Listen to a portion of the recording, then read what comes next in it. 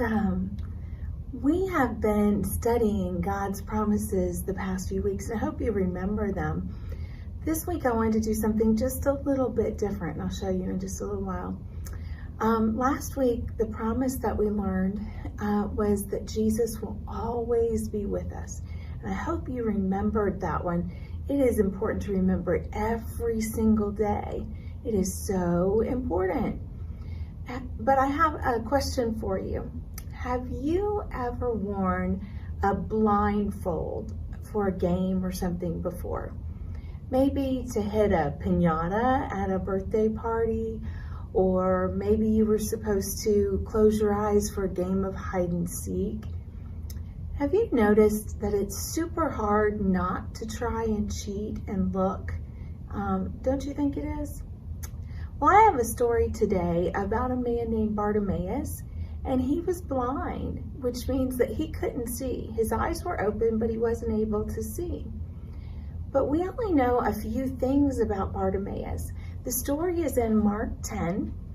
It's in verses 46 through 52. Let me read it to you. It's pretty short. And they came to Jericho, and as he was leaving Jericho with his disciples and a great crowd, Bartimaeus, a blind beggar, the son of Timaeus, was sitting by the roadside. And when he heard that it was Jesus of Nazareth, he began to cry out and say, "Jesus, Son of David, have mercy on me." And many rebuked him, telling him to be silent. But he cried out all the more, "Son of David, have mercy on me." Jesus stopped and said, "Call him." And they called the blind man, saying to him, "Take heart, get up, he is calling you." And throwing off his cloak, he sprang up and came to Jesus. And Jesus said to him, "What do you want me to do for you?" And the blind man said to him, "Rabbi, let me recover my sight." And Jesus said to him, "Go on your way, your faith has made you well." And immediately he recovered his sight and followed him on his way. So we still don't know a lot about Bartimaeus, but we've learned a few things. Let's talk about them. So first, we already said that he was blind, right? Second, we know he's the son of Timaeus. That doesn't really help me any because I don't know anything about Timaeus either. Can you imagine how hard it would be to be blind? You might know someone that is. Lots of things would be very challenging. We live in a world now with fabulous technology that helps people do all sorts of things. And for many, many years, we've had a Braille alphabet that blind people can read. Once they learn this alphabet, they learn to spell just like we do. But it's raised dots on a paper, and they can feel the words. They spell it with their fingers. But back in Bible times, blind people wouldn't have a way to get a job or earn money. Their family or friends would have to take care of them if they could. The third thing that we learn about Bartimaeus in this passage is that he was a beggar. That means he would sit each day on the side of the road, and people walking by might give him money or they might give him food to eat. That is the only way he had to make money. People might feel sorry for him and give him something, or they might be doing just what God calls us to do, to take care of others and giving him something. Well, Bartimaeus must have heard about Jesus before, because remember it said when he heard it was Jesus of Nazareth, he began to cry out. Maybe he had heard about other miracles Jesus had performed, or about the people Jesus had healed. But when he found out Jesus was nearby, he started yelling. That's kind of a great way to get attention, right? That's exactly what Bartimaeus wanted, attention from Jesus. The fourth thing that we know about Bartimaeus is that he's stubborn. That means that he doesn't give up easily. Did you hear the word rebuke in the passage? We learned that word last week when Jesus rebuked the wind and calmed the storm. This time, the people in the crowd and maybe even the disciples rebuked Bartimaeus. Remember, that means they were kind of fussing at him to get him to be quiet. They shushed him. That just made Bartimaeus cry out even louder, "Son of David, have mercy on me." Jesus was often called Son of David in the Bible, but this shows me that Bartimaeus really knew who Jesus was, because the Old Testament told people that the Messiah or the Savior was going to come from the line of David. So calling him Son of David means he was figuring out who Jesus really was. Remember, last week we learned about a few of the disciples in the boat with Jesus, just called him teacher. Bartimaeus must have known that Jesus could heal him. He didn't just think that maybe he would do it. He knew Jesus could heal him. And so he was not going to give up. He was not willing to be quiet when he had a chance to be healed. Well, Jesus heard him and he stopped and he told the disciples to call Bartimaeus over. So Bartimaeus, it says, threw off his cloak.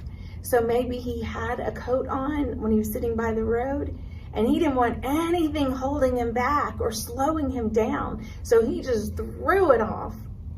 He was ready to ask Jesus for what he wanted. Jesus told him that his faith had made him well. That's a phrase we see in the Bible a lot when Jesus has healed someone. He often said that. It means that Jesus decided to heal the person because they believed in him. Jesus also told him that was it. He could go on his way. So Bartimaeus could have gone back home. He could have gone to tell his friends. He could have gone to surprise his family. But Bartimaeus didn't do that. He followed Jesus instead. Sometimes when Jesus heals someone or helps someone, they forget to be grateful. Sometimes when Jesus helps us or heals us, sometimes we forget to be grateful. But not Bartimaeus. He wanted to show his thankfulness. He must have wanted to learn even more about this man that just gave him his sight. And so he followed him. Does Jesus heal everyone that asks for healing? Is that one of God's promises, that he will heal us if we ask and believe? No, it's not a promise that God makes, but many people will try to tell you that. If you watch some people on TV, a lot of them will try to tell you that if only you believed, Jesus would heal you. But that's not always true. We do have some other promises that will help us, though, and they'll help us understand. We learned one of them last week, that Jesus is always with us.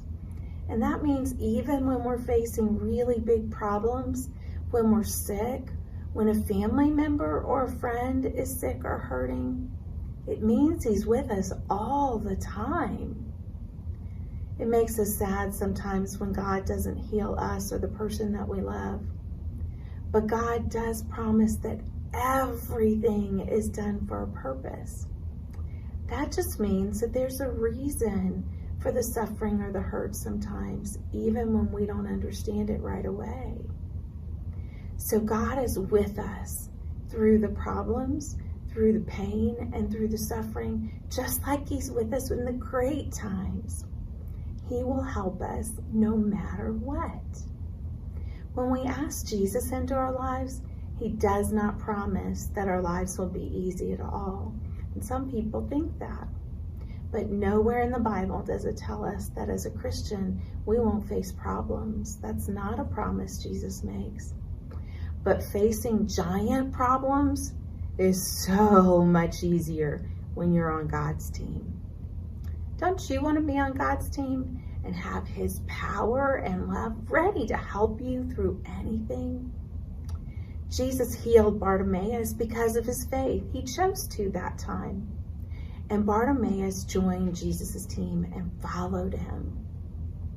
Maybe this week we could all work on being grateful for the many, many blessings we have instead of the things that are going wrong in our lives. kind of hard right now, isn't it? I'm especially thinking, though, of being able to see and hear. Not everyone can do that, and their lives are probably much more challenging than we understand. Things that we can do quickly on our own may be so much harder, or maybe even impossible to do without help. We have technology now that really does help us, and we have people around us that would help us if we were in that situation, but it would still be very hard. So I want us to be really grateful this week for the blessings that we have, and that we have people around us that love us and care for us.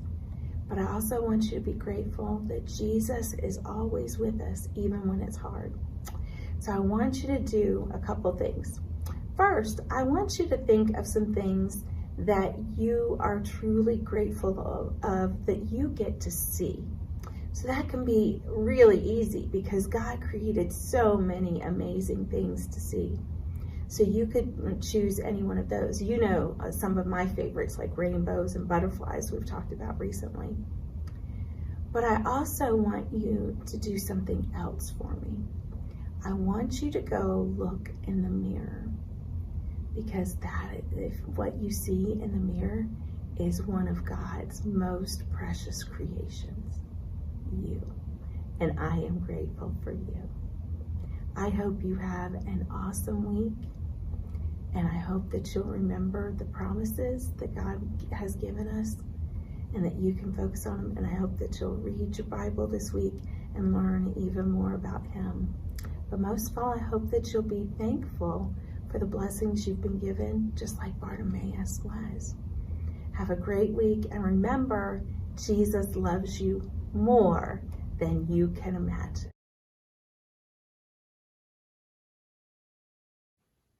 Hi everyone, welcome back to the lab. We've just talked about Bartimaeus and how he could not see at the beginning of our story. But I encouraged you to think of a lot of beautiful things that God created this week and to be thankful for them. So you guys know how much I love rainbows. So I found a cool way to make some rainbows. So this is just a bowl of water and just some black construction paper. Nothing special about it at all.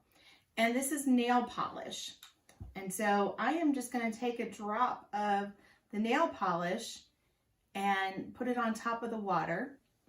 And then I'm going to pull the sheet of paper out. So in just a minute, you'll get to see it. But I'm just going to do a few so you can see the different patterns in just a minute. But it just makes like a prism. You don't need too much or it'll get kind of sticky in there. You have to ask for permission to use nail polish, okay? Guys, don't just take it. And the smell is kind of strong, so you want to make sure you're in a big open room when you do it. So let mom and dad help you decide where a good place to be would be. Everyone is going to be different, kind of like we know snowflakes are all different. But I'm going to do a few, and we'll take just a second to look at them. But it's just pretty. Just one way that God helps us see some beautiful things each and every day. I don't think any, there we go, wasn't coming out. You can swirl it around, but it pretty much does that for you too, so you don't even have to.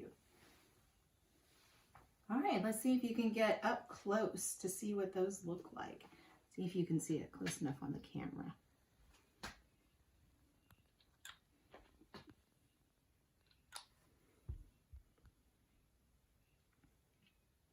And then you just let them dry.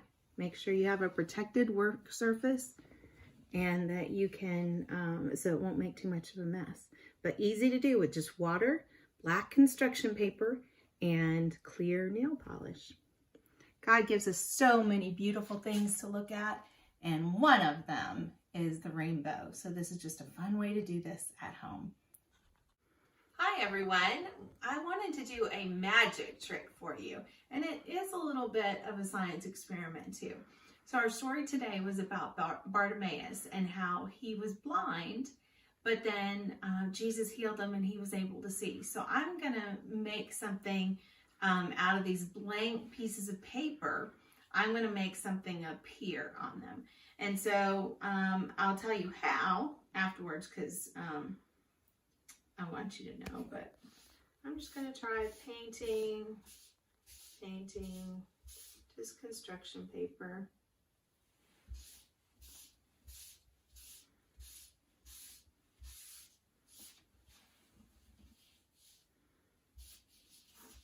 I did gray, thinking maybe it would show up a little bit better instead of white, but we'll see. I've got a white piece of copy paper too, so I can do it there if it doesn't show up well. That's what we do in science experiments, right? We try and try and try until something really cool happens. All right, so I see something starting to appear. We're going to give it just a minute, but I'll go ahead and do it on the white paper too, and we can see which one works better.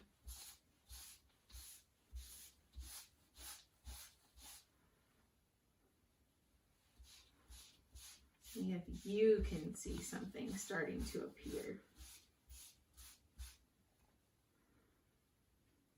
This paint smells good. Most paint does not smell good. I'll tell you why in a minute.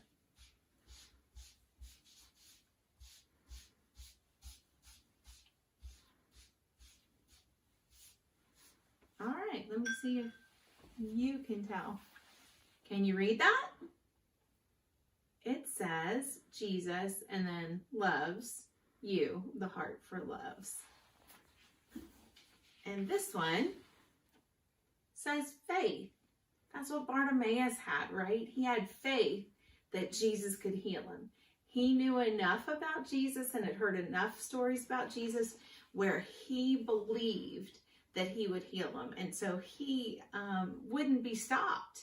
He was going to yell and call for Jesus as soon as he found out he was nearby so that he would heal him. He had that strong faith. Well, faith we talked about is seeing something, is believing something even if you can't see it. And so we had blank paper, and so you may not have believed that I could do the trick or not. But good magicians never share how their magic works. But I'm not a good magician, so I'm going to share. So what I did, I painted with some baking soda and water. I just mixed up a teaspoon of baking soda and a teaspoon of water, and I painted on the paper beforehand and let it dry.